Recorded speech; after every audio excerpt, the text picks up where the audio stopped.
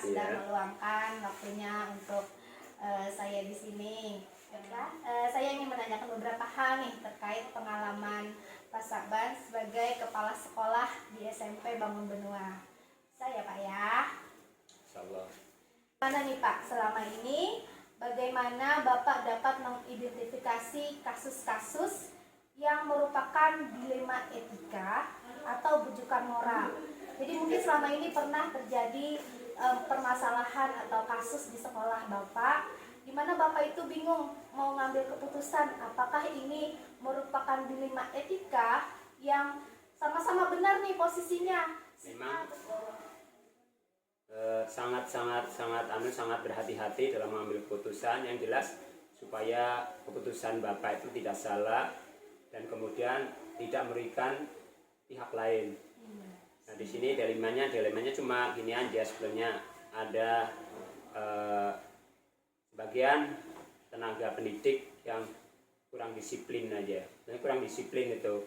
Kenapa dikatakan kurang disiplin? Karena mungkin kadang-kadang bisa telat datangnya dan kadang tidak hadir untuk beri materi di kelas. Itu sebenarnya. Kemudian Bapak juga sangat peduli dengan hal itu, karena apabila kelas kosong tentunya akan menimbulkan hal-hal yang tidak kita inginkan. Misalnya anaknya nanti keluar masuk terus kemudian tidak terarah, nah itu akan membahayakan. Maka dari itu Bapak sebenarnya sudah sering memberikan teguran berupa teguran lisan. Kemudian juga Bapak selalu memberikan solusi yang terbaik untuk yang bersangkutan. Kemudian alhamdulillah ada perubahan, tapi perubahan itu hanya sifatnya sementara. Suatu saat mereka akan melakukan hal seperti itu lagi. Jadi Bapak pernah mengambil keputusan, tapi ini juga bukan keputusan Bapak aja. Kita juga minta pendapat dari pihak lain, dari guru-guru yang ada di sini, tenaga pendidik yang ada di sini, supaya nanti keputusan ini bukan hanya sepihak. Karena tentunya tenaga pengajar di sini tahu semua hal-hal yang terjadi di sini. Maka dari itu pernah kami mengambil tindakan memberikan solusi untuk guru yang bersangkutan supaya untuk cari sekolah yang lebih dekat supaya bisa menjalankan tugas dengan maksimal. Cuma pihak sekolah tinggal menunggu aja karena dia belum dapat sekolah yang baru. Oh gitu ya Pak ya. Tapi alhamdulillah ini Ya. saat ini bisa diatasi. Oh iya. Berarti Bapak bisa nih membedakan ya. Oh ini kasusnya sebenarnya seperti ini. Sebenarnya tidak berat Pak ya, tidak yang sangat bikin pusing. Cuman Bapak juga memberi kesempatan kepada guru-guru lain untuk kolaborasi. Jadi bagaimana nih Bapak menjalankan pengambilan keputusan di sekolah, terutama kasus-kasus yang seperti itu? Dua kepentingan yang sama-sama benar atau sama-sama mengandung nilai kebajikan. Artinya kan tadi itu guru Bapak kan ada yang tidak disiplin atau terlambat masuk kelas mungkin karena rumahnya jauh dari sekolah gitu Pak ya. Jadi bagaimana Bapak memandangnya? Nah, sebetulnya gini kan, secara logika karena mungkin tempat tinggalnya jauh, jangkauannya juga jauh, mungkin kemungkinan besar keterlambatan tuh pasti terjadi. Iya Pak. Karena itu jarak tempuh yang sangat jauh. Iya, Pak. Dan kita sebenarnya sudah mensiasati supaya guru yang bersangkutan diberi jam-jam yang agak siang. Oh, sudah ada solusi Pak ya. Sudah solusi. Memberikan keputusan yang terbaik untuk dia supaya dia tetap ada di sini sebetulnya. Ya.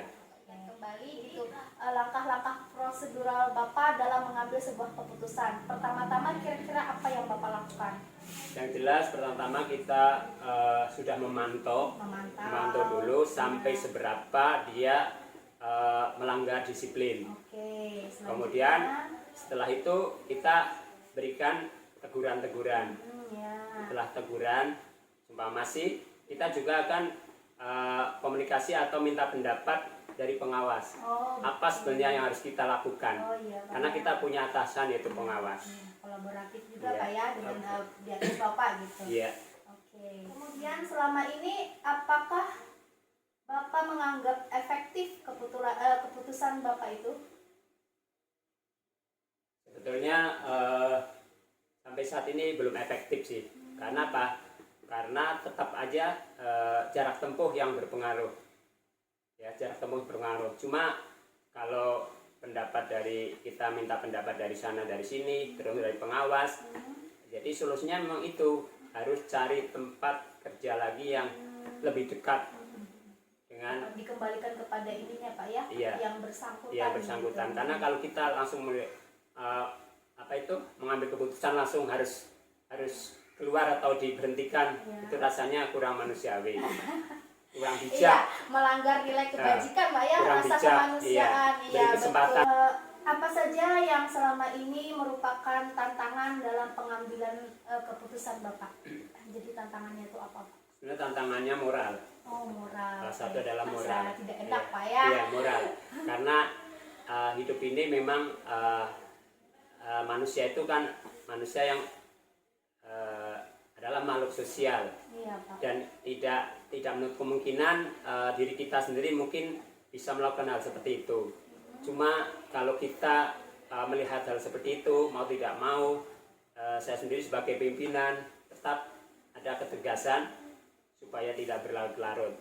Dan hal itu tetap menimbang kemanusiaan, kemanusiaannya, sosialnya, kemudian tetap kebaikan kita jaga supaya tidak merasa mereka itu sangat dirugikan ya, yang jelas itu.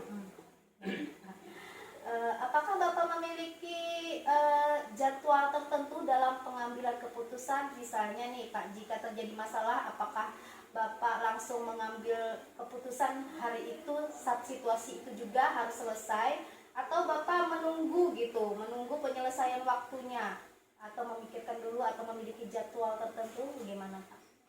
Kalau untuk mengambil keputusan kita nggak bisa secara langsung.